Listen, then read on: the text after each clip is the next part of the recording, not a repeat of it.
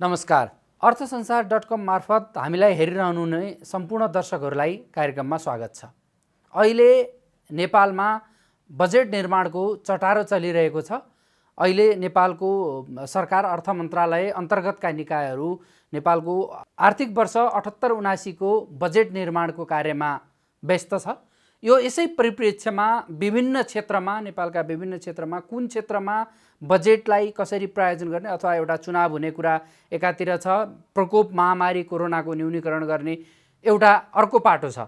यसै सन्दर्भमा अब नेपालको पुँजी बजारको विकासका लागि पनि बजेटमा नेपालको पुँजी बजारको विकासका लागि कस्ता कुराहरू समावेश हुनु आवश्यक छ अथवा नेपालको पुँजी बजार सञ्चालन गर्ने एकमात्र निकाय नेपाल स्टक एक्सचेन्जको विकासका लागि नेपालको सरकारले जारी गर्ने बजेट मार्फत कस्ता कुराहरू सम्बोधन हुनु आवश्यकता छ र पुँजी बजारमा अनलाइन प्रणालीमा आइरहने विभिन्न समस्याका विषयमा के हो र नेप्सेको आगामी रणनीति के छ, इन्ट्राडे ट्रेडिङको कुरा होस् चाहे ब्रोकरलेस कारोबारका विषयमा होस्, यी यावत विषयमा केन्द्रित रहेर आज हामीले नेपाल स्टक एक्सचेन्ज नेप्सेका प्रमुख कार्यकारी अधिकृत चन्द्रसिंह सावन्तलाई कार्यक्रममा आमन्त्रण गरेका छौँ। सर, स्वागत छ अर्थसंसार.com मा। एकदम धन्यवाद हजुर। अब कार्यक्रमको प्रारम्भमै अब सरकार चाहिँ बजेट निर्माणको तयारीमा छ। अब नेपालको अबको बजेटमा नेपालको पुँजी बजार पनि प्राथमिकता साथ अटाउनुपर्छ अथवा बजेटमा पुँजी बजारलाई पनि सम्बोधन गरिनुपर्छ भन्ने आवाज आम लगानीकर्ताहरूको पनि छ। अब तपाईहरू पुँजी बजारको एउटा महत्त्वपूर्ण निकाय भएको हुनाले चाहिँ सरकारले तपाईहरूसँग चाहिँ बजेट निर्माण गर्दै गर्दा कुनै सल्लाह सुझाव लियो कि लिएन सर? लिनु भएको छ। के अरे यो हरेक वर्ष नेपाल सरकारले अर्थ मन्त्रालयले पुँजी बजारमा गर्नुपर्ने सुधारका कामहरू भनेर सधैँ दिने गरेकै अवस्था हो र यो वर्ष पनि त्यही सोही अनुरूप चाहिँ हामीहरूको सल्लाह सुझाव लिनु भएको छ र त्यही अनुसारको पुँजी बजारको विकास र विस्तार र लगानीकर्तालाई केही कुराहरूमा चाहिँ के अरे सहयोग अथवा सुलभ हुने किसिमको हामीले आफ्नो किसिमको धारणा चाहिँ राखेका छौँ। केही कस्ता सुझावहरू दिनुभयो, केही भन्न मिल्छ सर? होइन, हामीले पहिलो त चाहिँ के हो भने यो जुन क्यापिटल गेन छ, क्यापिटल गेन चाहिँ तपाईँको लङ टर्म र सर्ट टर्म गरिकन हामीले विभाजन गरेर जसले दीर्घकालसम्म सेयरमा लगानी गरेर राख्छ त्यसलाई चाहिँ क्यापिटल गेन नलाग्ने, लङ टर्म सर्ट टर्म र के अरे मिड टर्मको आधारले क्यापिटल गेन लाउनुपर्छ भन्ने किसिमको एउटा त्यो काम गरेका छौँ। अनि अर्को कुरो के छ भने नेपालको पुँजी बजारमा तपाईँको चाहिँ इक्विटीको मात्रै कारोबार हुने भावनाले त्यो सँगसँगै हामीले चाहिँ अहिले अब इन्ट्राडेका कार्यक्रम भए, अक्सनका कुराहरू भए र तपाईँको लेन्डिङ र बोरोइङका कुराहरू भए नेपालमा थप पुँजी बजारमा थप प्रडक्टहरू ल्याउनु पर्छ भनेर त्यसका लागि हामीले नेपाल सरकारलाई एउटा सुझाव दिएका छौँ। त्यो सँगसँगै सम्बन्धित हाम्रो इक्विटी मात्रै होइन, यो डिबेन्चर पनि राम्रो किसिमले कारोबार होस् भन्नका लागि नीति नियममा परिवर्तन गर्नुपर्छ र यसको कुपन रेट निर्धारण गरेर डिबेन्चरलाई पनि चलायमान गर्नुपर्छ भन्ने किसिमको कुरो गरेका छौँ। त्यो सँगसँगै हामीले चाहिँ जस्तो अब यो नेप्से 7 र सिडिएसको रिस्ट्रक्चर भनेर पेपरमा धेरै आए। 2074 आर्थिक वर्ष 74-75 सालदेखि नै यसको रिस्ट्रक्चर गर्नुपर्छ भनेर तपाईँको वित्तीय क्षेत्र सुधार रणनीति अन्तर्गतको कुराहरू आए, तर अहिलेसम्म त्यो काम हुन नसकेका हुनाले यो कामलाई पनि हामीले के कार्यान्वयन गर्नु पर्यो कि राख्नु हुँदैन भन्ने किसिमका कुराहरू हामीले राखेका छौँ। अब जस्तो अहिले त नेपालको सेयर बजारमा नेप्सेको एकाधिकार नै छ। अब नेप्सेको भनौँ न सेयर बजारको नियामक निकाय धितोपत्र बोर्डले पनि अब हामीसँगकै अन्तर्वार्तामा धितोपत्र बोर्डका अध्यक्षले नै अब नेप्सेको विकल्प खोज्नुपर्छ भन्ने आशयको अभिव्यक्ति दिइसक्नु भएको छ। यसमा चाहिँ नेप्सेको धारणा चाहिँ के हो सर? सबभन्दा पहिले नियामक निकायको साधन र स्रोतमा विकास गर्नु पर्यो। नेप्से स्टक एक्सचेन्ज 10 वटा हुन् 20 वटा होस्, हामीलाई सरोकारको छैन, तर नियामक निकाय के हुनु पर्यो भने के अरे नीति नियममा चाहिँ तपाईँको त्यही किसिमको सफल र सक्षम हुनुपर्छ। आजको दिनमा नेप्सेले जुन सिस्टम ल्याएको छ त्यो सिस्टमको जहिले पनि 7ले के हो भने त्यो सिस्टमै भएन भनेर आजको दिन पनि भनेको छ होइन। स्टक एक्सचेन्जमा सिस्टम कस्तो हुनुपर्छ भनेर नियामक निकायले ल्याउनु जरुरी छ कि छैन? तपाईँले मलाई भन्नु। 10 वटा हुन् 20 वटा हुन्, गर्नुहोस्, ल्याउनुहोस्। हाम्रो सरोकारको कुरो होइन। हामी त नेपाल स्टक एक्सचेन्जले के गर्छ भने दोस्रो बजारमा प्लेटफर्म उपलब्ध गराउने निकाय हो। त्यो प्लेटफर्म हामीले उपलब्ध गराउँछौँ। हामी पनि सरकारी निकाय हौँ। सरकारी निकायका केही बाध्यता पनि छन्। तपाईँले भने जस्तो प्राइभेट सेक्टरको जस्तो तुरुन्तै आज भन्यो भोलि कुनै पनि चिज हुँदैन। त्यो कारणले त्यसमा हामीले सक्षम हुन सक्छौँ। आजको दिनमा तपाईँले भन्नुहोस् न, संसारभरिमा बस्ने लगानीकर्ताले नेपालको पुँजी बजारमा लगानी गर्ने माहौल क्रिएट भयो कि भएन? तपाईँ मलाई भन्नुहोस् त। भयो नि? कसले गर्यो? तपाईँ मलाई भन्नुहोस्। सेभनले सहयोग गरे होइन? इन्टरनेसनल तपाईँको के अरे इन्टरनेसनल किसिमको क्रस बोर्डरदेखि लिएर हरेक हुनुपर्छ भनेर भने होइन त? आजको दिनमा त्यही सिस्टममा बसेर 5 अरबको दैनिक रूपमा कारोबार भएको नेपाल सरकारले रेभेन्यू गएको छ कि छैन? कसले गर्यो? नियामक निकायले तपाईँको स्टक एक्सचेन्जले सञ्चालन गर्ने सिस्टम यस्तो हुनुपर्छ भनेर तपाईँसँग छ ल? मलाई भन्नुहोस् त। छ कहीँ नियम? त्यो काम स्टक एक्सचेन्जले गरेको छ। दोस्रो स्टक एक्सचेन्ज आओस्, तेस्रो आओस्, चौथो आओस्, हामी त्यसमा बोल्दैनौँ। हाम्रो होइन। नेपाल सरकारलाई अथवा सेबललाई अथवा नेपालको पुँजी बजारमा यतिवटा स्टक एक्सचेन्ज चल्छन् भनेर भोलि उनीहरूको लगानीकर्ताको प्रतिफल पनि चाहियो, हो कि होइन? त्यहाँ भएका लगानीकर्ताले त्योसँग बेनिफिट पनि लिनु पर्यो। त्यो लिन सक्छ भने त हामी त कम्पिटेटर, हामी को बोल्ने? हाम्रो त्योमा त कुनै हैसियत पनि छैन, हामीले भन्ने ठाउँ पनि रहँदैन। तर नेपालमा के हो भने जबसम्म अर्थ मन्त्रालयमा पुँजी बजारलाई हेर्ने छुट्टै सेल हुँदैन र जबसम्म तपाईँको सेवन अथवा भनौँ न हाम्रो भित्तोपत्र बोर्डको क्षमता बढ्दैन तबसम्म गफ मात्रै हुने। गफ गरेर काम हुँदैन, काम गर्नुपर्छ। गफ गरेर के काम भन्नुहोस् त? त्यो कारणले गर्दाखेरि भित्तोपत्र बोर्डले यसो भने ऊ स्वतन्त्र निकाय हो, हाम्रो नियामक निकाय पनि हो, उसको पनि हामी मान्छौँ। तर त्यो चिजमा चाहिँ अथेन्टिक कुरो आउनु पर्यो के नियम कानुनमा हुनु पर्यो। तपाईँको कार्यान्वयनमा दोस्रो बजार कार्य सञ्चालन गर्ने सेवनको कामै होइन नि। हामी पनि त फ्रन्ट लाइन हौ, हाम्रो पनि त नेपाल सरकारबाट नियुक्ति भए मान्छे हो। त्यो कारणले हाम्रो अधिकार उसले लिने होइन, उसले पोलिसी डेभलप गर्ने हो। त्यो काम हुनुपर्छ। अब 10वटा वन स्टक एक्सचेन्ज हामीलाई सरोकारको कुरो होइन। Nepal stock exchange as a Nepal stock एक्सचेन्जको सिओ हिसाबले म भन्छु, आजको दिनमा तपाईँ साथीमा हात राखेर भन्नुहोस्, त्यो जुन सिस्टम हामीले ल्याएका छौँ नि, खुकुरीको धारमा घाँटीलाई रेटेर ल्याएका हौँ। तपाईँले यति कुरो चाहिँ विश्वास छ। अब जस्तो यो सत्य कुरालाई सबैले मान्नै पर्छ। सरकै कार्यकालमा नेपालको सेयर बजारले एउटा नयाँ मुकाम हासिल गरेको छ, त्यसमा कुनै पनि दुई मत छैन।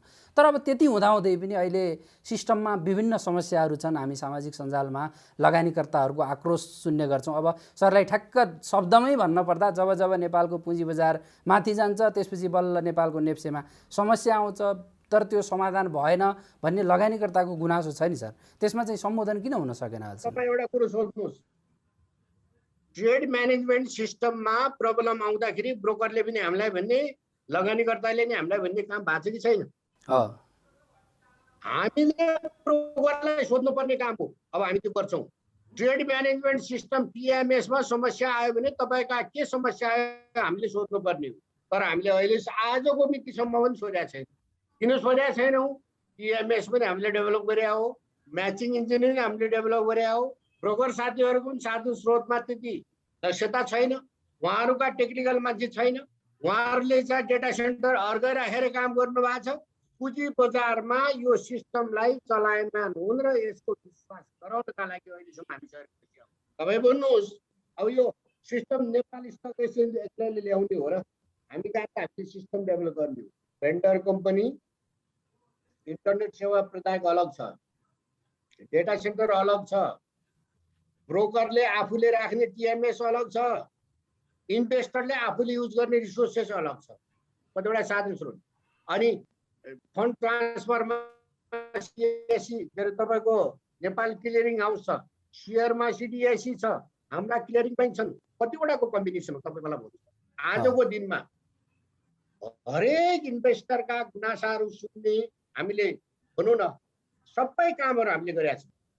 तर यो सिस्टम राम्रो गर्नका लागि हामीले के गरेका छौँ? एपिआई सिस्टम डेटा छुट्टै के अरे मिडियालाई दिनुपर्छ भनेर हामीले वेबसाइटमा आएको समस्या समाधान गर्नका लागि अहिले डेटाको चाहिँ एपिआई दिनुपर्छ भनेर हामीले राखेका छौँ। सेबनले हामीले एप्रुभल नगरी तपाईँहरू भनेको छ त्यो एप्रुभलका लागि हामी पठाएको र हरेक ब्रोकरलाई इएमएस चलाउनका लागि तपाईँहरू आफू चलाउनुहोस् भनेर हामीले त्यो किसिमको कार्यविधि बनाएर पठाएका छौँ। हामी त क्यापिटल मार्केटमा जसरी हुन्छ लगानीकर्ताको न्यूनतम लागतमा म्याक्सिमम अधिकतम उहाँहरूले बेनिफिट गर्नु सक्छौँ भन्ने हाम्रो उद्देश्य हो। त्यो कारणले गर्दाखेरि हामी जेसुकै भने पनि यो सिस्टममा समस्या रहित काम हुनुपर्छ भनेको छौँ। आजको दिनमा तपाईँको भने ब्रोकर कम्पनीले इएमएस नेप्सेको चलाएको छ, 1 पैसा खर्च गरेको छैन। तपाईँ भन्नुहोस् कति खर्च गरेको छ? लगानीकर्ताले पनि 1 पैसा तिरेको छैन। सबै लगानी नेप्सेको छ। सेबनले यो सिस्टम भएन भनेर विगतदेखि सुरुदेखि भनेकै हो। सिस्टम भएन भनेर भनेको मान्छेको आजको 10 देखि 15 अरब रुपैयाँको हो मलाई भन्नुहोस् त। त्यो कारणले हामी सच्याउनु जरुरी छ। तपाईँहरू मिडिया पनि फेरि बुझेर मात्रै आन्सर दिनु होला, भन्नु होला, क्वेसन गर्नु होला। म दावाका साथ भन्छु, अब त म एकदम फ्रिली भन्छु। हेर्नुहोस्, हिजोमा थिए केही समस्या हुन् कि कसरी समाधान गर्न सकिन्छ, सबैलाई हामीले प्रमोट गर्नुपर्छ, क्यापिटल मार्केटलाई अगाडि बढाउनुपर्छ भन्ने मेरो ध्येय पनि थियो। आजको दिनमा त म फुल जब तपाईँको 10, 12 अरब 13 अरबको कारोबार भयो त्यसपछि चाहिँ म कसैको कुरा पनि मान्नेवाला छैन। हाम्रो यहाँ नेपालमा सिस्टम तरो हुनका लागि हामीले नियामक निकाय, हामी फ्रन्टलाइन रेगुलेटर हौ।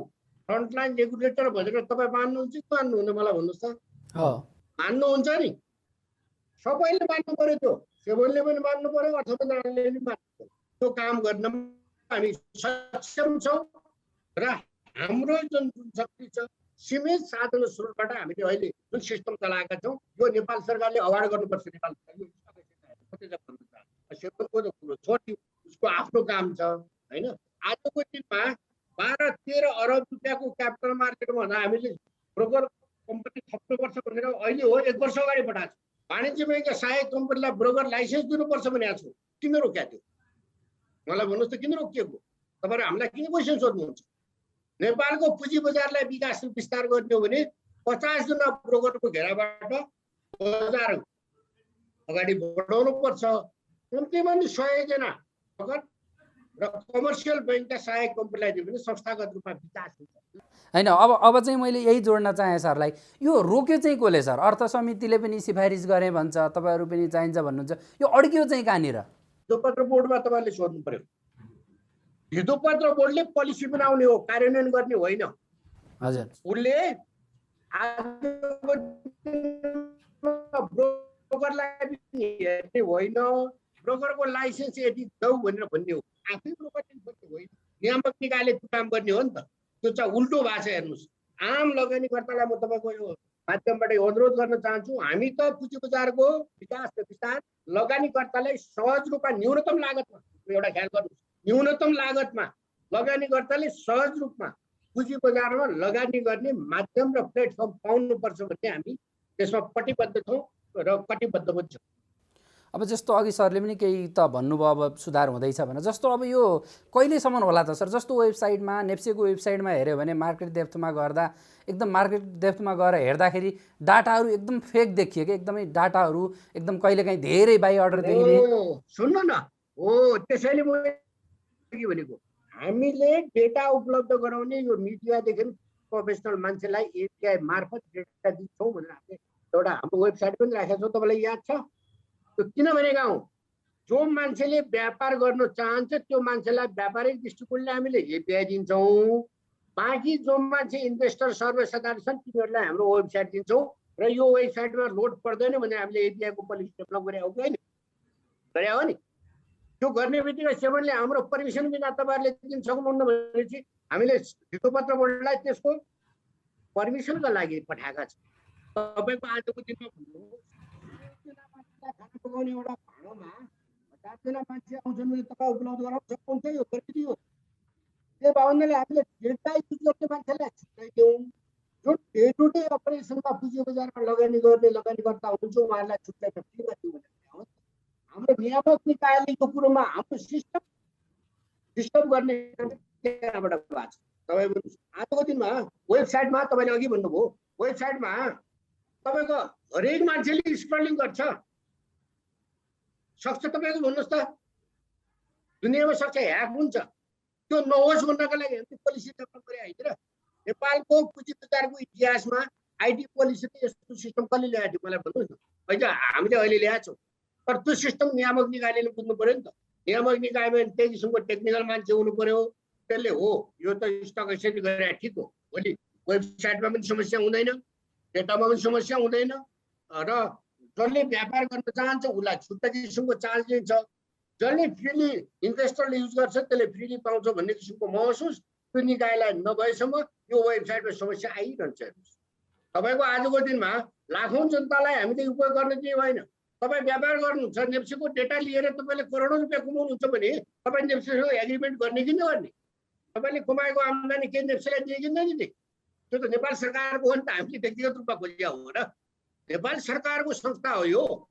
त्यो किसिमको काम गर्न हामीले पोलिसी बनाउँछौँ। दुनियाँमा तपाईँको हरेक ठाउँमा हेर्नुहोस् एपिआईको पोलिसी छ कि छैन? छ नि त। हो, त्यो किसिमको काम गर्न खोजिया हो। त्यही भएर त्यो काम नभएसम्म यो स्टक एक्सचेन्जले सदाबहार किसिमको वेबसाइट डेभलप गर्दैन। यो पनि व्यवसाय गर्छ, यसले पनि आफूलाई नाफा र नोक्सानमा पनि हेर्छ, तर नाफा र नोक्सान लगानीकर्तासँग टच गर्दैन यसले। लगानीकर्तालाई यसले जतिसुकै नोक्सान गयो भने पनि लगानीकर्तालाई फ्री उपलब्ध गराउने काम गर्छ। जस्तो सरले अब यो नाफा कमाउने भन्नुभयो, अब त्यो मिडियालाई चाहिँ, मिडिया त नितान्त सूचना मिडियाले कसैलाई बेच्ने होइन, लगानीकर्तालाई दिने सूचना हो। तर मिडियालाई पनि त्यति महँगो शुल्क चाहिँ अन्य व्यवसायीलाई जसरी नै एउटै ऱ्याङ्कमा राखेर करिब यसो छ नि त। ठिक छ त, महँगो भयो भने आउनुहोस् न छलफल गरौँ। अलिकति त्यो पास हुनु पऱ्यो नि। हामीले त्यो नयाँ अभ्यास गर्न खोजेका छौँ। नयाँ अभ्यासमा महँगो भयो, तपाईँहरूलाई गाह्रो भयो, सही। तपाईँहरूले मिडियाले वास्तवमा नेपालको पुँजी बजार आजको दिनमा यो मिडिया हुँदैन थियो भने यति विकास हुँदैन थियो। त्यसमा तपाईँले भने एकदम म मान्छु। मिडियालाई कुन किसिमको सहयोग गर्ने? मिडिया भनेको नि तपाईँले भने जस्तो छैन नि त। कतिपय मिडिया न्युज देख्छन्, डेटा पनि देख्छन्, मिडिया पनि फरक होइन। जस्तो डाइरेक्ट डाटा लिएर चलाउने मिडियाहरूलाई अलग होला होइन। कारणले गर्दा तपाईँले शुद्ध लगानीकर्तालाई अवेरनेस गर्ने काम गर्ने हो। अत्यन्त तपाईँले पनि सामाजिक सेवा गर्ने हो, सामाजिक न्यायको सिद्धान्त अनुसार काम गर्ने हो भने त्यसमा हामी उदार छौँ त, त्यसमा छलफल गर्न तयार छौँ, त्यसमा समस्या छैन। त्यो त हामीले भर्खर नयाँ ल्याएको कुन महँगो भयो, कुन सस्तो भयो, के भयो भन्ने कुरो त हामीलाई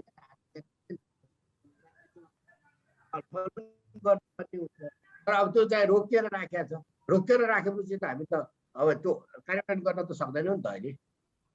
अब जस्तो तपाईँहरू र धितोपत्र बोर्ड भनेका एकअर्काका परिपूरक जस्तै हो, दुइटै सरकार मातहतकै निकाय हुन्।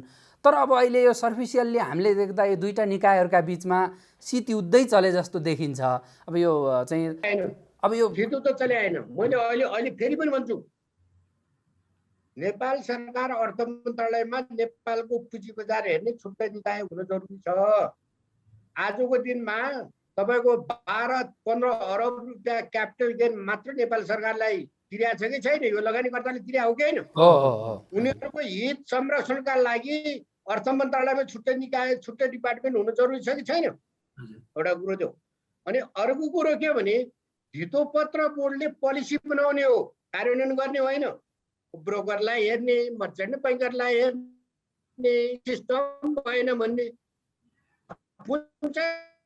तपाईँको नेपालमा स्टक एक्सचेन्जको कस्तो सिस्टम हुनुपर्छ भने धितोपत्र बोर्डमा मलाई भन्नुहोस् न, के चाहिँ पोलिसी छ यस्तो हुनुपर्छ भनेर कहाँ लेखेको छ? तपाईँको अस्तिमा म एउटा उदाहरण दिन चाहन्छु। हामीले टेक्निकल अडिट गर्न खोज्यौँ, 7 मा गयौँ। तपाईँहरूको अडिटको क्राइटेरिया मिलेन भन्नुहुन्छ। के क्राइटेरिया हुनुहुन्छ दिनुहोस् न भन्दा हेरेर गर्नुहोस् भन्नुहुन्छ। के हो त्यो? What is the meaning? के हो त्यो? नियामक निकाय हामीभन्दा बढी सक्षम हुनुपर्छ। यहाँ त उल्टो भएको छ। Stock exchange technically very sound, सेवन चाहिँ कामै छैन, बुझेकै छैन के गर्नु। होइन, नर्मल्ली भन्दा सरले भने जस्तै हो, नियामक निकायले यसो गर भनेर यो अनुसार गर भनेर निर्देशन गर्नुपर्ने हो। पोलिसी ल्याउनु जरुरी छ। हेर्नुहोस्, त्यसपछि तपाईँले भने जस्तो कन्ट्रोभर्सी कुनै पनि ठाउँमा आउँदैन। सिस्टम चाहिँ भएन भन्ने कस्तो हुनुपर्छ त्यो थाहा छैन। त्यही त अघि नै सरले हाम्रो अर्को प्रसङ्गमा पनि जोडिसक्नुभयो। अब नेपालमा हिजोका दिनमा प्राइमरी आइपिओमै आवेदन गर्ने 2-3 लाखको सङ्ख्या थियो। 1 वर्ष 1.5 वर्ष भन्नुहोस् न करिब अगाडि। अब यो बढेर अहिले करिब आइपिओको पनि तपाईँलाई उदाहरण दिन्छु। मेरो सेयर हामीले उद्घाटन गर्दा तत्कालीन अवस्थामा रेव सरले गुमराह पारेर उद्घाटन गर्नुभयो भनेर मलाई निकाली गर्नुभयो। आज यो आइपिओमा गर्दाखेरि मेरो सेयर कति काम गर्यो भन्नुहोस् त, नबुझेर कमेन्ट गर्ने। आज त सफल भयो त। त्यस्तै सेकेन्डरी मार्केटमा पनि लगानी गर्ने लगानीकर्ताको सङ्ख्या अब एकदमै उत्साहजनक रूपले बढेको छ। सरले आफैले पनि त्यो आवश्यकता छ भनेर अघि भनिसक्नुभयो कि लगानीकर्ता चाहिँ सयौँ गुणाले 90-100%ले नै बढ्ने, तर ती सेवा दिने ब्रोकर कम्पनी चाहिँ यथावत तिनी नै रहने। अब लगानीकर्ताहरूको आवाज के सुनिन्छ भने ब्रोकरको फोनै उठ्दैन, T+2 नाम मात्रैको भयो भन्ने सरहरूमा पनि धेरै गुनासाहरू आएको होलान्। T+2 मा दुःखका साथ म भन्छु, हामीले कम्तीमा पनि 60वटा ब्रोकर संस्थागत रूपमा ब्रोकर थप्नुपर्छ। वाणिज्य बैंकका सहायक कम्पनीलाई पनि ब्रोकर लाइसेन्स दिनुपर्छ, अनि मात्र नेपालको पुँजी बजारमा ब्रोकरले दिने लगानीकर्तालाई सेवा सुविधा हुन्छ। सही हो, तपाईँले भनेको कुरो म एकदम छातीमाथि हात राखेर भन्छु। लगानीकर्ताले धेरै दुःख पाएछन्, त्यो मलाई थाहा छ। थाहा पाएर पनि मेरो सक्ने अधिकार छ नि, ठुलो हेर्नु बाहेक केही छैन हेर्नु। लगानीकर्ताले पनि 2 धार 3 धार हुनु हुँदैन। अहिलेका ब्रोकर ठिक छन्, यिनीहरूका के अरे प्रतिनिधि, बजार प्रतिनिधि हुनुहुन्छ। लगानीकर्ताले पनि 2टा भाषा बोल्नुहुन्न। लगानीकर्ताले के भन्नु पर्यो भने ब्रोकरको संख्या थप्नु पर्यो, संस्थागत ब्रोकरको संख्या थप्नु पर्यो, ताकि भोलि न्यूनतम कस्टमा लागतमा इन्भेस्टरले सही किसिमको सेवा पाउन्। आजको दिनमा त तपाईँलाई भन्नुहोस् 50वटा हाम्रा ब्रोकर साथीभाइ छन्, आजको दिनमा उनीहरूको 1 पैसा खर्च छैन। तपाईँलाई म भन्छु टिएमएस ब्रोकरले दिएको छ, के अरे नेप्सेले दिएको छ। लगानीकर्ताले आफैले युजर नेम पासवर्ड लिएर मजाले कारोबार गरेको छ। बिचमा बसेर दही मारेको छैन त, तिमी थाहा छैन त? कुन चाहिँ व्यवसाय यस्तो छ भन्नुहोस् त? आजको दिनमा ब्रोकरले दैनिक रूपमा 20 देखि 25 लाख रुपियाँको इन्डिभिजुअल ब्रोकरको आम्दानी छ। लगानी कति हो? 2 करोड होइन? त्यो कुरो हेर्नु जरुरी छ कि छैन? लगानीकर्ताले पनि बुझ्नु पर्यो, नियामक निकायले पनि बुझ्नु पर्यो। नेपाल स्टक एक्सचेन्जले एज ए नेप्सेको सिओको हिसाबले म भन्छु ब्रोकर थप्नुपर्छ, संस्थागत रूपमा के अरे कमर्सियल बैंकका सहायक कम्पनीलाई दिनुपर्छ भनेर हामीले पठाएकै छौँ। अब हामीलाई अधिकार नआएसम्म हामीले केही गर्न सक्दैनौँ। दुःखका साथ भन्नुपर्छ, ब्रोकर कम्पनी चलाउने विदेशमा के हो भने स्टक एक्सचेन्ज हो। यहाँ ब्रोकर कम्पनी सेबनले चलाएको छ। कसरी काम हुन्छ, कसरी काम हुन्छ मलाई भन्नुहोस् न। त्यो काम हेर्नुपर्ने जरुरी छ। तपाईँहरू मिडियाका मान्छे भयो भने हिजो मात्रै हामीले सेवनलाई यस विषयमा प्रश्न गरेका थियौँ। उहाँले चाहिँ अब हामी अध्ययनकै प्रक्रियामा छौँ, अध्ययन गरिरहेछौँ भनेर भन्नुभएको थियो। हामीले अध्ययन गरेर कार्यविधि पठाइसक्यौँ। कति अध्ययन गर्ने? दोस्रो बजारको प्लेटफर्म उपलब्ध गराउने नेप्से हो। नेप्सेले सबैलाई अध्ययन गरेको छ। ब्रोकरको पनि एडभाइस ल्याएको छ, लगानीकर्ताको पनि एडभाइस ल्याएको छ, मर्चेन्ट बैंकरको पनि एडभाइस गरेको छ, बैंकर एसोसिएसनको एडभाइस गरेको छ। के अध्ययन गर्ने हो? अध्ययन गर्न आवश्यकै छैन। तपाईँले फुरुक्क चाहे 50 के अरे यो जुन बैंकका सहायक कम्पनीलाई लाइसेन्स दिने, रिजनल रूपमा पनि लाइसेन्स दिने, अध्ययन गर्न आवश्यक छैन। अध्ययन गर्ने भने अल्झिउने काम। अब जस्तो थोरै प्रसङ्ग बदलौँ। अब नेप्सेले चाहिँ नेप्सेको अहिले समग्रमा हेर्दा नाफा पनि राम्रै देखिन्छ, आफ्ना सेयर धनीहरूलाई पनि राम्रै मुनाफा वितरण गरिरहेको हामीले देख्न सक्छौँ। तर थोरै लगानीकर्ताहरूलाई सचेतना गराउने कुरामा चाहिँ नेप्से चुकेको हो सर? चुकेको छ होइन, तर वेबसाइटहरु त्यहाँ हामीले अहिले यो लकडाउनको बेलामा, कोरोनाको बेलामा पनि जुमबाट, वेबिनारबाट सबै कुरा गरेका छौँ। र तपाईँले भने अनुसार लगानीकर्ताले खोजे अनुसार नभएको त्यो म मान्छु। लगानीकर्ता विभिन्न थरीका छन्, उहाँहरूले भने अनुसार नभएको हुन सक्छ। तर हाम्रो साधन स्रोतले भ्याएसम्म तपाईँले आम्दानीको कुरो गर्नु, खर्च देख्नु भएको छ? बताइदिनुहोस्। देख्नु भएको छ तपाईँले? आजको दिनमा 12-15 हजार अनलाइनमा आबद्ध भएको इन्भेस्टर एकैचोटि 6 लाख पुग्दाखेरि हामीले कति खर्च गरे होला त्यो तपाईँलाई देखाउनुपर्छ। हामीले त्यो अनुसारको आम्दानी पनि बढ्यो। आम्दानी त बढ्यो त ठिक छ भने आम्दानी अनुसारको हामीले खर्च गरेका छौँ कि छैन त्यसो त्यो पत्र बोर्डले के दिएको छ त्यसको आम्दानी हाम्रो भन्दा बढी छ। अब त्यसलाई क्वेसन सोध्न सक्नुहुन्न? क्वेसन हामीले उहाँलाई पनि सोध्छौँ। हामीले सबै हो गरेका छौँ नि त, हैन? सबै निकायको धितोपत्र बोर्डको पनि हो। आम्दानी बढेको छ, हाम्रो आम्दानी बढी छ भने त धितोपत्र बोर्ड छ, नेपाल सरकार छ, तिमीहरूको आम्दानी बढी लगानीकर्ताले यति घटाऊ। हामी तयार छौँ, त्यसमा काम चाहिँ नै भने हामी तयार छौँ, तर हाम्रो प्रविधिको खर्च हेर्नु पर्यो, हामीले दिने सेवा हेर्नु पर्यो। आजको दिनमा तपाईँको यो 19 करोडको प्रविधि हो कि होइन? विदेशमा तपाईँको 1 अरब भन्दा कमको यो प्रविधि आउँदैन, तपाईँलाई म दावाका साथ भन्छु। मैले स्टक एक्सचेन्जमा आउँदाखेरि मैले जर्मनीको स्टक एक्सचेन्जलाई सम्पर्क गरेका थिएँ। बङ्गलादेशी एकजना मेरो साथी थियो, उसले 80 करोड रुपियाँको सिस्टम छ भाइ, कहिले लिन्छन् भने 6 करोड रुपियाँ डिस्काउन्ट हुन्छ, 74 करोडमा म उपलब्ध गराउँछु भनेको थियो। मेरो त तागत त त्यस्तो थिएन, मैले कहाँ सोच्छु त्यो, मैले बुझ्न त बुझेको थिएँ नि। तर पनि यहाँ 19 करोडको जुन यो सिस्टम छ अहिले महँगो भयो, यसो गर्यो भन्छ। ए भाइ त्यो सिस्टम हो, सिस्टममा जति बढी खर्च भयो त्यति नै त्यसको पारदर्शिता र त्यसको क्षमता विकास हुन्छ नि त। त्यो कारणले गर्दाखेरि हामीले सिस्टम लिमिट सानो बनाएको छौँ, त्यो सही हो, त्यो लागत अनुसार बनाएको त्यो पनि सही हो। तर जे भए पनि वास्तवमा नेपालको पुँजी बजार यो लागतमा, यो सिस्टममा, यो साधन स्रोतमा, यो पोलिसीमा, यो नियामक निकायमा बसेर आज संसारभरिमा बस्ने लगानीकर्ताले त पुँजी बजारमा लगानी पाएका छन् नि त, गर्व गर्नु पर्यो नि त। होइन, त्यो कुरा हामी एकदम स्वीकार्न तयार छौँ। सरको कार्यकालमा सरले जुन गर्नुभयो त्यसमा सरको एकदम तारिफयोग्य काम छ, त्यसमा कुनै पनि द्विमत रहेन। चाहन्छु हेर्नुहोस्, जुन लगानीकर्ताले यो सिस्टम दिनभरि सिस्टम चाहियो भने बेलुका सरलाई किन चाहियो तपाईँ लाग्नुहोस् न, तपाईँलाई किन चाहियो भन्ने पनि थिए। अख्तियारमा नाम नौका निवेदन जाने पनि थिए। मैले के भने मुन्द पुँजी बजारकै मान्छे, नेपालको इन्भेस्टरलाई हाम्रो इन्भेस्टरको न्यूनतम लागतमा उहाँहरूले बढीभन्दा बढी प्रतिफल प्राप्त गरौँ, जसले गर्दाखेरि नेपालको पुँजी चलायमान हुन्छ, विकास निर्माणमा प्रयोग हुन्छ भन्ने किसिमको एक किसिमको थियो नि त। त्यो किसिमले काम गरे भने नभए तपाईँ हेर्नुहोस् मेरा बारेमा कति टिका टिप्पणी भएको थियो, तपाईँकै मिडियामा पनि कति भएको थियो। आजको दिनमा भन्नुहोस् निस्वार्थ किसिमले काम गऱ्यो भने जो सुकैले जे सुकै भने पनि मान्छे अगाडि बढ्छ। म चाहिँ अब जस्तो सरको भनेको विभिन्न समस्याहरू छन्, नियामक निकायबाट हुने सहयोग भएन, ती त छँदैछन् समस्या, तर आम लगानीकर्ताले त राम्रो सेवा हेर्ने हो।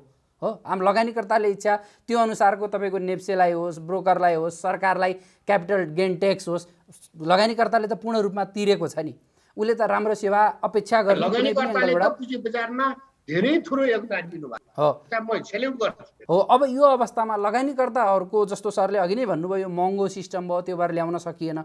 अब त्यो अनुसारको पुँजी बजारले सरकारलाई आम्दानी पनि दिएको छ नि तुलनात्मक रूपमा, भनेपछि त्यो अब त्यसको क्षमता वृद्धि गर्ने कुरामा तपाईँहरूको सुझावमा अर्थ मन्त्रालय के सकारात्मक छ कि के पाउनुभयो? हामीले अर्थ मन्त्रालयमा के भनेको छ भने पुँजी बजार हेर्ने छुट्टै डेस्क हेल्प डेस्क हुनु पर्यो र धितोपत्र बोर्ड र नेपाली स्टक एक्सचेन्जको जुन अहिलेको वर्तमान संरचना छ त्यो अनुसार धितोपत्र बोर्डले भने हामीले पनि मान्न नसक्ने, हाम्रो भने धितोपत्र बोर्डले पनि मान्न नसक्ने, क्लियर छ कुरो।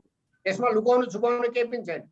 धितोपत्र बोर्डमा पनि नियुक्ति हुने त्यही क्याबिनेटबाट, हामी पनि नियुक्ति हुने त्यही क्याबिनेटबाट। हेर्नुहोस् धितोपत्र बोर्डले हामीलाई के गर्ने अधिकारै छैन, केही पनि छैन। धितोपत्र बोर्डको साधन स्रोत विकास गर्नुपर्छ, क्षमता विकास गर्नुपर्छ, त्यहाँ जागिरी खाने मात्रै होइन। आजको दिनमा क्षमता विकास धितोपत्र बोर्डले गर्ने हो भने पोलिसी उसले ओभरअल डेभलप गर्नुपर्छ। नेप्सेले पोलिसी बनाऊ भनेर पाउने, हामीले प्रडक्ट डेभलप गर्ने हो, हामीले प्लेटफर्म दिने हो, उसले पोलिसी गर्ने, हामीले त्यो अनुसारको प्लेटफर्म दिने। उसले बनाएको पोलिसी हामीले कार्यान्वयन गर्न सकेन भने हामीलाई कारवाही गरिदिनु एकदम 100%। तर सबै कुरो त्यो चाहिँ जागिरी प्रवृत्तिको संस्था भयो, त्यो प्रोफेसनलले अगाडि बढ्नुपर्ने अवस्था धितोपत्र बोर्डको पनि छ। तर नेपाली स्टक एक्सचेन्ज आफैमा पनि यसको साधन स्रोत एकदम लिमिट छ। हामी सरकारी संस्था भयो हुनाले कतिपय कामहरू हामीले गर्न सकेका छैनौँ। आजको दिनमा मैले चाहिँ सोचे के थियो भने तपाईँलाई थाहा छ एक्सपर्ट एकदम तपाईँको विज्ञहरूको अलग अलग टिम बनाएर नेपालको पुँजी बजारलाई विकास गर्नका लागि के गर्न सकिन्छ भनेर मैले रोस्टरमा सम्म मान्छेको एउटा रोस्टर पनि तयार गरेको थिएँ, याद छ? अब त्यसमा कस्तो भने विभिन्न कमिटीहरू गठन गरेर विभिन्न किसिमको प्रडक्टहरू डेभलप गरेर त्यसमा इन्भेस्टर पनि आउनु पर्यो, विभिन्न उद्योग वाणिज्य सङ्घका विभिन्न प्रतिनिधिहरू पनि आउनु पर्यो, बैंक देखि लिएर तपाईँको सबैलाई समावेश गरेर काम गर्नु खोजेको थिएँ। अब यहाँ के छ भने खर्च गर्ने त मेरो त लिमिट हुन्छ हेर्नुहोस्, हो कि हैन? त्यो लिमिटेसनभित्र केही कामहरू मैले गर्ने कोसिस गरेँ, तर मैले जुन चाहना राखेको थिएँ त्यो चाहना अनुसार चाहिँ काम गर्नु नसक्या हो। किन नसक्या? तपाईँलाई थाहा छ हामी सरकारी प्राइभेट संस्था हो, तर पनि यस्तो च्यालेन्जमा पनि तपाईँको आजको दिनमा भन्नुहोस् intraday, auction, lending, borrowing, commodity market future डेरिभेटिभसम्म हामीले रेडी अवस्थामा पनि आएको छ। अब धितोपत्र बोर्ड पठाउँदैछौँ अनि यी चिजहरूमा हाम्रो साधन स्रोत होला। मैले भने अनुसार मैले पनि 100% दुधले पखालेको म भने होइन, तर नेपालको पुँजी बजारले यो कार्यकाललाई दुधले पखालेको होइन, राम्रा रूपमा हेर्छ। मलाई त्यो आफूलाई गौरव छ र म त्यो भन्न चाहन्छु। अब सरले अहिले भर्खरै आफै पनि स्वीकार्नुभयो कि धितोपत्र बोर्डले भनेको हामीले गर्न नसक्ने, हामीले भनेको धितोपत्र बोर्डले नमान्ने भने। अब यो दुईटा निकायको बिचको जुङ्गाको लडाइँ अथवा यो लडाइँले गर्दा मारमा लगानीकर्ता पर्यो नि त। यो समस्या समाधान चाहिँ कहिले हुने? क्लियर छ, त्यसमा क्लियर छ। हेर्नुहोस्, धितोपत्र बोर्डले पोलिसी बनाउने, मैले अघि भनिसकेँ, त्यो पोलिसी नेप्सेलले लागू गरेन भने कारबाही गर्ने, नभए हावातालमा गफ नगर्ने। क्लियर? हजुर, कुरो क्लियर छ त। पोलिसी उसले डेभलप गर्नु पर्यो, लगानीकर्तासँग पनि उसले सल्लाह गर्नु पर्यो, ब्रोकरसँग पनि गर्नु पर्यो, नेपाल सरकारसँग पनि गर्नु पर्यो, तपाईहरु जस्ता मिडियासँग पनि गर्नु पर्यो, हामीसँग पनि गर्नु तयार। तर पोलिसी नभइकन हावातालले यस्तो भयो भने यस्तो हुनु आफैको हुने बित्तिकै पोलिसी चेन्ज हुन्छ। कुनै दुनियाँमा हुनुहोस् त, पोलिसी पनि एउटा स्ट्यान्डर्ड होइन, त्यो स्ट्यान्डर्डमा चल्नु हो कि होइन? मान्छेको मनोभावनामा चलेर त काम हुँदैन नि त। तपाईँको दिगो विकासका लागि त मान्छे चेन्ज हुन्छ, पद चेन्ज हुँदैन, निरन्तर रूपमा गइरहन्छ। त्यो किसिमको विकास हुनु जरुरी छ, मैले देखाएँ। होइन, त्यो कुरामा हामीले निरन्तर खबरदारी गर्दै पनि आएका छौँ। विभिन्न यो 2 महिनामा पोलिसी चेन्ज गर्ने, 1 महिनामा पोलिसी चेन्ज गरिदिने। अब फेरि नेपालको सेयर बजारलाई प्रभावित पार्ने धेरै, राष्ट्र बैङ्कको सर्कुलरले प्रभावित पार्ने, सेभनले प्रभावित पार्ने, नेप्सेले प्रभावित पार्ने, अर्थ मन्त्रालयले प्रभावित पार्ने, यी धेरै कुराले चाहिँ सबैले महिनामा 2-2 एउटा सानो कुरा गर्दा पनि सेयर बजारमा धेरै प्रभाव पर्न लाग्यो। त्यस कारणले चाहिँ यस्तो पोलिसी चाहिँ सरले भने जस्तै एउटा वान्डोर पोलिसी अथवा एउटा सरले भने जस्तै हेल्प डेस्क बनाएर एउटा वान्डोर पोलिसीमा चाहिँ नेपालको पुँजी बजारलाई लग्न सक्यो भने यसको दीर्घकालीन विकास हुनुपर्छ भन्ने कुरामा त कुनै दुई मत रहेन। एकदम सही हो हैन? अब यो तपाईले भने जस्तो सही हो।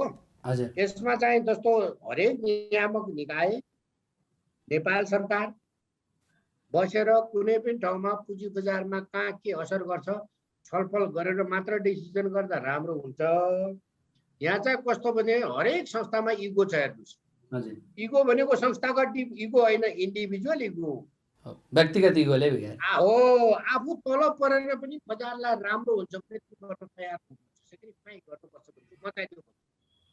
अब जस्तै थोरै अब एकदम नितान्त रूपले नेप्सेको कुरामा हामी केन्द्रित रहौँ। अब यो अहिले धेरै लगानीकर्ताहरूको चासोको विषय के छ भने सेयरको हक पारिवारिक हस्तान्तरण भनिन्छ, जो फ्यामिली ट्रान्सफर भनिन्छ। अब त्यो चाहिँ पहिला नेप्सेमै गएर गर्नु पर्थ्यो, अहिले पनि त्यही अवस्था विद्यमान छ कि केही पोलिसी चेन्ज भएर कसरी गर्न सकिन्छ? अब यसमा पनि ठुलो राजनीति छ। हेर्नुहोस्, भराइसी नामसारी पहिले धितोपत्र के अरे हाम्रो नेपाल स्टक एक्सचेन्जले गर्दै आयो। पछि धितोपत्र बोर्डले के भन्यो भने जबकि दोस्रो बजारमा सेयरको खरिद बिक्री गर्ने ऐन नियममा के छ स्टक एक्सचेन्जको काम। धितोपत्र बोर्डले के भन्यो भने यो सिडिआईले हेर्नुपर्छ भनेर उता पठायो। वही नेप्सीमा आइसकेपछि पठाएको। मैले तत्कालीन अवस्थामा त्यहाँ अध्यक्ष ज्यूसँग कुरा गरी के चेन्ज भयो भन्यो। तपाईँकै साथीभाइले यो चाहिँ नेप्सीले हेर्दैन सिडिआईले हेर्नुपर्छ भनेर भन्यो, त्यही भएर पठाइदियो भन्नुभयो। त्यो नेप्सीको को साथीभाइ हो मैले अहिलेसम्म चिनेको छैन है, थाहा पाएको छैन। हेर्नुहोस्, यो धितोपत्र बोर्डको मैले अघि पनि भने नि आवेगमा उहाँहरूले के भने जस्तो नेप्सी र सिडिआईको बिचमा कन्ट्राडिक्सन कसरी हुन्छ, आफू सुपर, यी दुईटा संस्थाको बिचमा कन्ट्राडिक्सन, सिडिआई र नेप्सीको बिचमा कन्ट्राडिक्सन ज्यान हुनै सक्दैन अहिलेको स्ट्रक्चर। 100% नेप्सेको लगानी हो। सेबलले जेसुकै भने पनि हामी आफ्नो किसिमले अगाडि बढ्छौँ। नेपाल सरकारले भन्दा पनि हामी मान्दैनौँ नि त, किनभने नेप्सेको लगानी हो त्यो त, नेपाल सरकारको डाइरेक्ट लगानी हो र त्यो नेप्सेको 100% लगानी हो। कम्पनी अहिले चाहिँ भनेको छ त्यो अनुसार हामी काम गर्छौँ। त्यो कारणले गर्दा धितोपत्र बोर्डले यो घरायसी नामसारी सेवनलाई दिनु हो भने चाहिँ हामीले पुनः अर्थमा पठाइदियो। हामीले ब्रोकर साथीहरू मार्फत, मर्चेन्ट बैंकर मार्फत नेपालका हरेक कुना काप्चामा भएका लगानीकर्ताको यस्तो घरायसी नामसारी हुनुपर्छ भने त्यताबाट कारोबार गर्नु गराउनु भनेर आएको। तर आजको दिनसम्म पनि त्यो काम भनेपछि अहिले सिडिएससीमै पाउनुपर्छ लगानीकर्ता। धितोपत्रले त भएन, लगानीकर्तालाई सेवा सुविधा त्यो कारणले गर्दा यो घरायसी पनि अहिले पनि विवादकै अवस्था छ। अहिले सिडिएसले गरिरहेछ काम गर्न चाहिँ, तर जुन मात्रामा लगानीकर्ताले आफ्नै घर परिवारबाट आफ्नै ठाउँबाट जुन ठाउँमा जहाँ बसेको छ त्यहीबाट नामसारी गर्न पाउने माहौल छ अहिले पनि सिर्जना होइन। त्यो सिर्जना जबसम्म स्टक एक्सचेन्जको यो प्लेटफर्म मार्फत युज हुँदैन तबसम्म काम हुँदैन। 100% हो। उहाँहरूले भन्नुभयो मानेन, फेरि तपाईँले नै क्वेसन गर्नुहुन्छ। नियामक निकायले भने तपाईँले नमान्ने, तपाईँले भन्नुहुन्छ मान्ने त मान्ने। अब जस्तो अहिले सुन्ने गरिन्छ, अब यो ब्रोकरलेस कारोबारको कुरा चाहिँ नि बजारमा कता कता सुन्ने गरिन्छ, नेप्से यसको तयारीमा छ भन्ने सुनिँदै आएको छ। के यो सत्य हो सर? ब्रोकरलेस कारोबारको कुरा आएको छ बजारमा, यो के सम्भव छ र? सजिलै यसको के अध्ययन भइरहेको छ यसको विषयमा? सुन्नु न, यदि धितोपत्र बोर्डले ब्रोकरको संख्या थप्ने होइन, अहिलेकै परिस्थितिमा लाने हो भने आजको दिनमा ब्रोकरले के काम गरिरहेछ मलाई भन्नुहोस् न। फन्ड म्यानेजमेन्ट बाहेक प्लेटफर्म नेप्सेकै छ, टिएमएस नेप्सेकै हो, नट्स नेप्सेकै हो। 100% लगानीकर्ताले कोल्याटर राख्ने हो भने नेपाल स्टक एक्सचेन्जले आजको दिनको जुन चार्ज ल्याएको छ त्यसको 10 देखि 20% मात्रै चार्ज लिएर हामी प्लेटफर्म दिन तयार छौँ। 100%। यसको केही प्रक्रियागत काम अगाडि बढेको हो? केही पनि छैन सर। मैले भन्दैछु तपाईँलाई हामी गर्न तयार छौँ।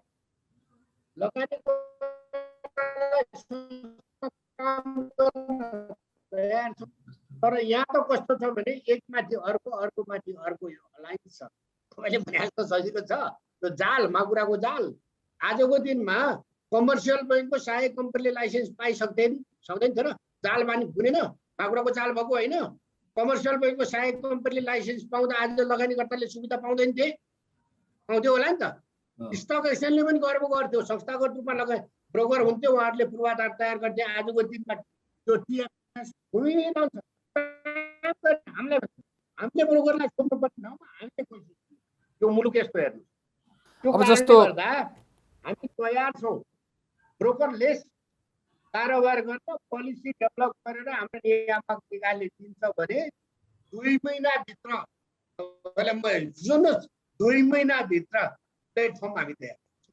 अब जस्तो इन्ट्राडेको कुरा गरौँ, इन्ट्राडेको ट्रेडिङको विषयमा चाहिँ धेरै अगाडिदेखि नेप्सेले चाहिँ अध्ययन गरिरहेको भन्ने सुनिँदै आएको छ। सरले पनि विभिन्न प्लेटफर्महरूमा गएर त्यो कुरा बताउँदै आउनु भएको छ। अब यो नेपालमा कहिलेसम्म सुरु हुन्छ होला सर इन्ट्राडे ट्रेडिङको? यसमा यस्तो छ हेर्नुहोस्, इन्ट्राडेको लागि हामीले तयार गऱ्यौँ न, हाम्रो सञ्चालन समितिमा छलफल पनि भएको छ। अब त्यसका लागि हाम्रा लगानीकर्ता साथीहरूसँग पनि छलफल गर्नुपर्ने, ब्रोकर साथीहरू छलफल गर्नुपर्ने हाम्रो काम बाँकी छ।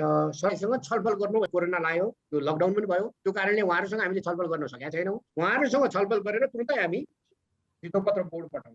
हामीले एकदम कार्यविधिदेखि लिएर सबै कामहरू कुन ऐन नियम कानुनमा कहाँ परिवर्तन गर्नुपर्छ सर्लङ्ग ऐना जस्तै बनाएर हामीले हुने गरिकन पोलिसी डेभलप गर्ने। त्यो एउटा इस्यु आम लगानीकर्ताहरूको सुनिँदै आएको छ, त्यसको अब परिवर्तन गर्न। जस्तो विभिन्न कम्पनीहरूले समयमा साधारण सभा नगर्ने, अनि समयमा वित्तीय विवरणहरू प्रकाशित नगर्ने। अब नेप्सेले यो समयमा नदिनु भनेकोमा डिभिडेन्डको सूचनाहरू दिने। अब त्यो गर्दा नेप्सेले के गर्ने भनेपछि कारबाही स्वरूप ती कम्पनीलाई दोस्रो बजार कारोबार रोक्का गर्ने। त्यो अब लगानीकर्ताहरूको आम लगानीकर्ताको चासो के आयो भने दोस्रो बजारको कारोबार रोक्का गर्दा त्यसको सबैभन्दा बढी मारमा को पर्छ? लगानीकर्ता पर्छ। जस्तो सहारा विकास बैङ्कको 4 वर्षदेखि दोस्रो बजार कारोबार रोक्का छ। यसको मुख्य कम्पनी त चलिरहेछ, बैङ्क चलिरहेछ, फाइदा कमाइरहेछ, सबै भइरहेछ, तर त्यो लगानीकर्ताहरूको लगानी त 4 वर्षदेखि डम भएर बस्यो नि।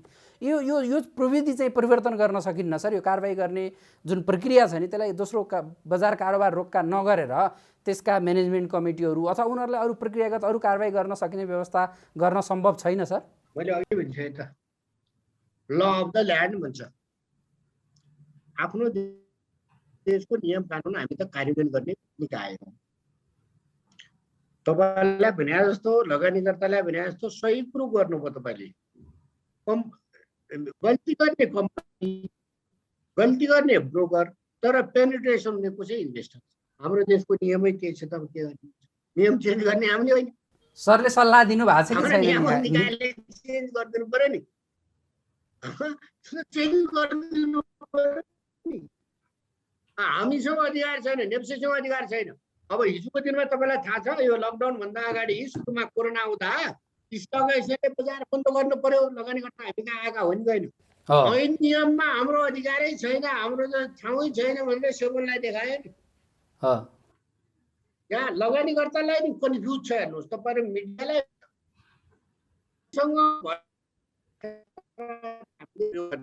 तपाईँलाई थाहा छ, गत साल हामीले 46वटा लिस्टेड कम्पनीलाई कारबाही गर्यौँ, नसिहत दियौँ। तपाईँले देख्नु भएको छ नि। त्यो हामी बाध्य छौँ, हामीसँग भएको विद्यमान ऐन नियम अनुसार उहाँहरूलाई हामीले छेड्छाड गर्यौँ। त्योभन्दा पर त हाम्रो काम छैन, हामीले हाम्रो क्षमतै छैन। हिजोको दिनमा तपाईँको हेर्नुहोस्, हिमालयन डिस्टिलरीको एउटा सञ्चालक समितिको सदस्यले सेयर बेच्नु रहेछ। हामी भगवान हो र? त्यो सेयर कसले बेच्यो, कसले किन्यो हामीलाई थाहा हुन्छ? भन्नुहोस्, थाहा हुँदैन। मिडियाकै हात छ, तपाईँहरूको हात छ। कुनै मिडियाले लेख्यो, हामीले कारबाही गर्यौँ, तपाईँलाई के हो भनेर कारबाही गर्यौँ, सचेत गरायौँ। पछि के आयो थाहा छ? स्टक एक्सचेन्जलाई उल्टो थर्टेन आयो सेभनबाट। सुरु गर्ने हामी, उसले किनबेच गरेको छ। हामी भगवान होइन, हामीलाई थाहा छैन। हाम्रो नियम कानुन अनुसार हामीले काम गर्यौँ, आयो के? तपाईँहरूको नियममा त छ, दुनियाँमा कहीँ हुन्छ? च्यालेन्ज गर्न चाहन्छु, दुनियाँमा कहीँ हुन्छ त्यस्तो? यो कार्यान्वयन गर्ने काम सेवनको हो कि नेप्सीको? क्लियर हुनु पर्यो नि त। धितोपत्र कम्पनीले, धितोपत्र बजारले कारबाही गर्ने। धितोपत्र बजार भन्ने नेप्सी हो कि सेवन हो, कहाँ थाहा छ? कारबाही गर्ने कुरो गर्नुहोस् न। हामी तयार छौँ। नेप्सीले गर्ने काममा कोही तलमाथि छ भन्नु होला। आजको दिनमा हामीले प्रभु गराउने काम, लगानीकर्तालाई सेवा दिने काम, लगानीकर्तालाई हित दिने काम भए कोही नेप्सी तल छ भने मलाई यो नियम अनुसार तपाईँले काम गर्नु सकेन भनेर मलाई भन्नु न। हामीले काम गरिरहेको छ, तर त्यसका लागि हाम्रो पनि सर्टेन नियम कानुन फेरि भित्र रहेर काम गर्नुपर्छ। उनीहरूले तपाईँले भने जस्तो कम्पनीलाई जरिवाना गर्नुपर्छ, इन्भेस्टरलाई रोक्नु हुँदैन। त्यो चाहिँ हो, फिल हामीलाई पनि छ, तर के गर्नु? नियमै त्यही छ। नियम त्यो भएपछि त्यही अनुसार चल्नु पर्यो। नियमभन्दा पर हामी जानु सक्दैनौँ, त्यही हो। अब जस्तो अहिले नेपालमा विगतको इतिहासलाई हेर्दा पनि त्यही देखिन्छ, अहिले पनि त्यही। नेपालमा अब कोरोनाको कारण नेपालको सेयर बजारलाई चाहिँ झन् मलजल हुने चाहिँ हामीले इतिहास पनि वर्तमान पनि देखिरहेछौँ। यो अवस्था सेयर बजारको छ, तर समग्र नेप्सेमा चाहिँ कोभिडका कारणले केही प्रभाव परेको केही छ सर त्यस्तो? कोभिडले गर्दा वास्तवमा नेपालको पुँजी बजार र नेपालको अनलाइन सिस्टम हिजो तपाईँको 12-15 हजार हुँदा त्यो सिस्टमै भएन, थोत्रो, यो काम छैन, यसले घबला भयो, कति विरोध थियो, हुँदैन। कोभिडले गर्दा स्टक एक्सचेन्जको अनलाइन सबैले लिए। आजको दिनमा 6 लाख इन्भेस्टर छ, सबैले एप्रिसिएसन गरेका छन्। बेला मैले पनि भनेको थिएँ, जसले अनलाइनको युजर नेम र पासवर्ड लिएर काम गरेका छन् उहाँहरूले एप्रिसिएसन गर्नुभएको छ। जसले युज गर्नु भएको छैन उहाँहरूले विरोध गर्नुभएको छ। उसले भनेको आधारमा, यसले भनेको आधारमा यो भएन, अन्तर्राष्ट्रिय स्तरको हुनु पर्यो, यहाँ हुनु पर्यो। कमेन्ट त थियो नि, के हो त्यो अन्तर्राष्ट्रिय स्तरको भने? लगानीकर्ताले अनलाइनबाटै खरिद बिक्री गर्न पाउने माहौल भएन? बिजनेसमा समस्या आउनु भएन भन्ने होला नि सर? उहाँहरूको फन्ड ट्रान्सफर आफ्नो अकाउन्टबाट ब्रोकरको अकाउन्टबाट उहाँको अकाउन्टमा पैसा आयो भएन, त्यही होइन? त्योभन्दा बढी इन्भेस्टरलाई किन चाहियो? मैले त्यो बेला पनि भनेको थिएँ, यो अहिले कोरोनाको कारणले गर्दा हेर्नुहोस्, इन्भेस्टरले त्यतिखेर विदेशमा बस्ने लगानीकर्ता र जसको जुन ब्रोकर कम्पनीको नजिकमा थिएन, दूर दराजमा बस्ने लगानीकर्ताले हामीलाई एप्रिसिएसन गरेका थिए। काठमाडौँमा बस्ने लगानीकर्ताले त गरेका थिएन है। म अहिले तपाईँले ए यो भएन उ भएन, किनभने कतिपय लगानीकर्ताले सिस्टम चाहिएको।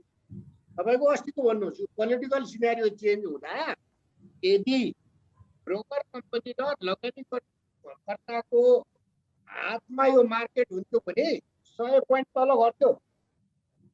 तपाईँ एउटा सुन्नुहोस्, 100 पोइन्ट तल घट्थ्यो। त्यो दिन प्री ओपनमा के भएको थियो भन्नुहोस् त? 13% माइनस भएको थियो।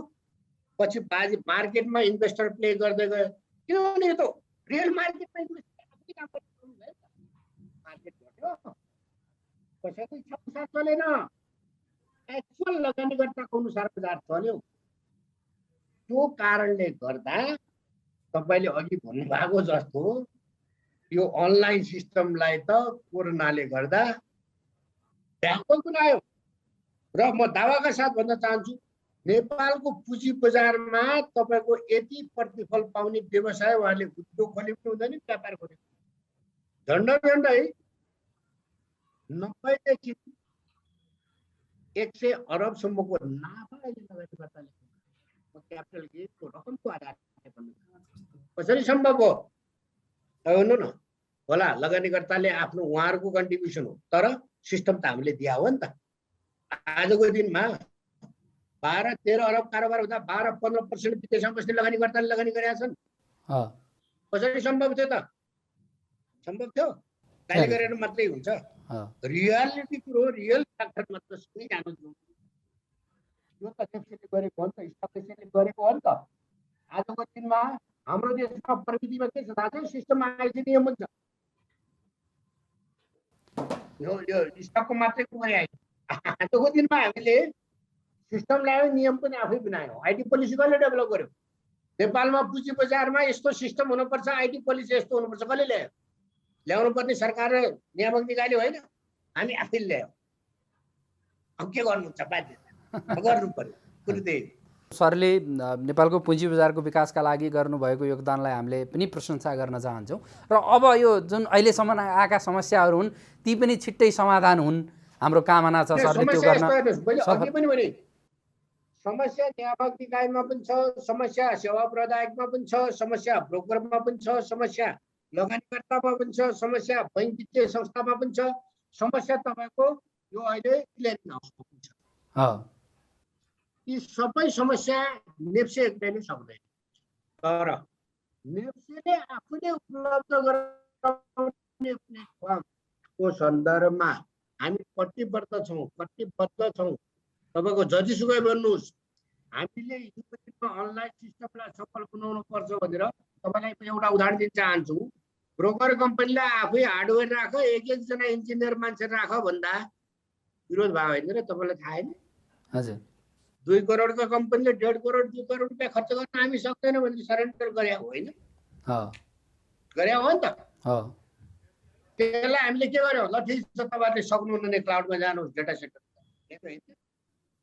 भने हो नि त। आज पनि जुन त्यो टिएमएसको समस्या आउँछ नि, 7वटा 8वटा ब्रोकरका आफ्ना भाडा एउटै सर्भरमा छ। तपाईँ फेरि भन्नु होला, तपाईँ नेप्सीको सिओ गरे गर्नु पर्यो। अब अनि स्लो भयो, घुमिरहन्छ टिएमएस। त्यही ब्रोकरले फोन गर्छ, त्यही ब्रोकरको कम्पनीले कर्मचारीले फोन गर्छ, टिएमएस चलेन भन्छ। अहिले त मैले ब्रोकरले फोन गरेँ नि, त्यसैलाई आउनु गर्नु किन? त्यो अपरेट गर्ने काम कसको? हार्डवेयरको साथै कम्पनी उहाँहरूले होइन। संसारमा कुन स्टक एक्सचेन्जले उहाँको त्यो हार्डवेयरसम्म उपलब्ध गराइदिएको छ मलाई भन्नु। आजको दिनमा इन्डियामा महिनामा 5 लाख 6 लाख रुपियाँ ब्रोकरबाट सेबीले लिन्छ, मुम्बई स्टक एक्सचेन्जले लिन्छ, नेसनल स्टक एक्सचेन्जले लिन्छ। नेपालमा लिया छ? त्यहाँको कम्पनीको क्षमता कति? श्रीलङ्काको ब्रोकरको कम्पनीको 10 अरब हो बेड अफ क्यापिटल। तपाईँ बुझ्नुहोस् न अन्तर्लेन। हामी कहाँ 2 करोडका कम्पनी चलाउने, खुरापात गर्ने सबै ठाउँमा प्ले गर्ने अनि काम हुन्छ। संस्थागत रूपमा जबसम्म विकास हुँदैन नेपालको पुँजी बजार, चाहे सेभन होस्, चाहे नेप्सो होस्, चाहे नेपाल स्टक एक्सचेन्ज, चाहे ब्रोकर कम्पनी त अहिले त्यो त इन्डियामा के यो तराईमा चलेका गति जस्ता होइन र। कहाँ संस्थागत डेभलप छ? कुन चाहिँ पब्लिक कम्पनी छ? मलाई भन्नुहोस् त। त्यो विकास गर्ने कि नगर्ने अब त्यो बेला आयो। लगानीकर्ताले सही किसिमको सेवा गर्ने हो भने हाम्रा नेपालमा ब्रोकर कम्पनीको क्षमता बढाउने र यिनीहरूलाई समाजप्रति लगानीकर्ताप्रति उत्तरदायी गराउनु पर्ने जरुरी छ। नभए यिनीहरू कहिले मन्त्रालय लबिङ, कहिले सेभन लबिङ, कहिले नेप्से लबिङ, कहिले सिडिएस लबिङ, कहिले तपाईँहरू मिडियासँग लबिङ, कहिले काहीँ इन्भेस्टरसँग पनि लबिङ गर्छ। अब के लाग्छ कि यो रियालिटी हो, त्यो सत्य हो। संस्थागत रूपमा जबसम्म डेभलप हुँदैन तबसम्म काम हुँदैन। स्टक एक्सचेन्जले गर्ने पर्ने काम हो। तपाईँलाई दावाका साथ भन्छु, हामीले कुनै पनि स्वार्थ नराखिकन लगानीकर्तालाई ओभरअल पुँजी बजारको विकासका लागि हामी गर्नुपर्ने कामहरू हिजो पनि गरेका हौँ, आज पनि गर्छौँ, भोलि पनि गर्छौँ। म प्रतिबद्धता जनाउन चाहन्छु। अब हामी कार्यक्रमको अन्तिममा छौँ। सेयर बजारमा लगानी गर्ने आम लगानीकर्ताहरूलाई एउटा नेपाल स्टक एक्सचेन्ज नेप्सेको प्रमुखको हैसियतले के भन्न चाहनुहुन्छ तपाईँ? अब यसमा यस्तो छ, हेर्नुहोस्, लगानीकर्तालाई पहिलो अनुरोध म के छ भने मार्केट बढ्दा दङ्ग हुने, घट्दा अनसन बस्ने काम नगरिदिनुहोस्। स्टक एक्सचेन्जले तपाईँलाई यहाँ लगानी गर्नुहोस् भन्दैन। मार्केट घट्यो भनेर अनसन बस्ने कामै छैन। यो दुनियाँमा पुँजी बजारमा बेइज्जत गर्ने काम तपाईँहरूले नगरिदिनुहोस्। लगानीकर्ताले बुझ्नुपर्ने के हो भने म कहाँ लगानी गर्दैछु। लगानीका विभिन्न अवसर हुन्छन्, विभिन्न अप्सन छन् नि त। हजुर, पुँजी बजारमै लगानी गर्नुहोस् भन्ने जरुरी छैन। आफ्नो लगानीको प्रतिफल सही किसिमले सही ढङ्गले आउने गरी लगानी गर्नुहोस्। त्यो लगानी गर्ने सन्दर्भमा तपाईँहरूलाई प्लेटफर्मको कुनै कमी कमजोरी भयो भने हामी रेस्पोन्स गर्छौँ। बजार घट्यो, बजार बढ्यो, त्यसमा हामीलाई नभन्नुहोस्। तर सबैभन्दा ठुलो अब्जेक्सन चाहिँ मार्केटमा हामी प्रोफेसनली डेभलप हुनु पर्यो। त्यो कारणले लगानी गर्ने लगानीकर्ताले नेपालको पुँजी बजारमा म आज पनि भन्छु, हिजो पनि भन्थेँ, भोलि पनि भन्छु, विन विन सिचुएसन हो। यहाँ कसैले हार्दैन। पुँजी बजार एउटा यस्तो क्षेत्र हो होला, अब ट्रेडिङ गर्ने मान्छेले आज 1000 रुपियाँमा किनेको सेयर भोलि 500 होला, भोलि 2000 होला। त्यो किसिमको गेन र लस हुन्छ। तर सही कम्पनी छानेर तपाईँले दीर्घकालसम्मका लागि तपाईँहरू लगानी गर्नुहुन्छ भने पुँजी बजार, नेपालको पुँजी बजारमा विगतदेखि वर्तमानसम्म म चाहिँ तपाईँको 2046 सालदेखि पुँजी बजारलाई वाच गरेर बसेका मान्छे हो। हुन त तपाईँहरूको मिडियामा म नेप्सेमा सिओ भएर आउँदा यस्तो उसको विभिन्न टिका टिप्पणी भए, त्यो मलाई थाहा छ। म 2046 सालदेखि दोस्रो बजार होइन, आइपिओ प्राथमिक बजारको मान्छे हुँ। हेर्नुहोस्, मैले नजिकबाट त्यो बजारलाई हेरेको छु। त्यो कारणले गर्दाखेरि नेपालको पुँजी बजारमा लगानी गर्ने लगानीकर्ताले पैसा बनाएकै छ, डुब्या छैन। डुब्या कस्ता छन्? आफूसँग क्षमता छैन, बैंकको लोन लियो, अर्काको घुर्ने बजारमा नाफा हुन्छ रे भनेर लगानी गर्यो, भोलि लगानीको प्रतिफल आएन। आज लगानी गरेर भोलि प्रतिफल खोज्ने सबै मान्छेले पैसा बनाएका छन् र सबैको स्ट्याटस आर्थिक रूप सम्पन्न हुने काम तपाईँको लगानीकर्ता मात्रै होइन, ब्रोकर, सेभोन, नेप्से, सिडिएस, नेपाल सरकार सबैले विन गरेका छन्, सबैले कमाएका छन्। त्यो कारणले गर्दाखेरि कोही कमाउने हुँदैन। तर स्क्रिप्ट छान्दा लगानी गर्दा सही स्क्रिप्ट छान्नुहोस्, सही लगानी गर्नुहोस्। इन्डेक्स तपाईँको 5000 पुगोस्, घटेर 10000 के अरे तपाईँको 1000 पुगोस्, त्यसमा सरोकार नगर्नुहोस्। इन्डेक्ससँग के लिँदैन। आफूले लगानी गरेको स्क्रिप्ट के छ त्यो हेर्नु जरुरी छ। तपाईँको के भने हरियो त्यो स्क्रिन हुने बित्तिकै बियर खाएर रमाइलो गर्ने, रियलाइज नगर्ने, भोलि घटेपछि मान्छे तनाव गर्ने, गाली गर्ने काम हुँदैन। तपाईँको एउटा के भने प्रफिटको पनि एउटा लिमिट राख्नुहोस्, स्टप लसको पनि एउटा लिमिट राख्नुहोस्। आफ्नो लगानीको प्रतिफल कसरी लिमिट हो बुझ्नुहोस्। नेपालको पुँजी बजारको विगत पनि राम्रो थियो, वर्तमान पनि राम्रो छ, भविष्य अझ राम्रो हुन्छ भन्न चाहन्छु। हस्, यस्तो प्रतिकूल समयका बावजुद पनि यहाँको समय र विचार दिनुभयो, यहाँलाई धेरै धेरै धन्यवाद। एकदम धन्यवाद सर। हस्, थ्याङ्क यू।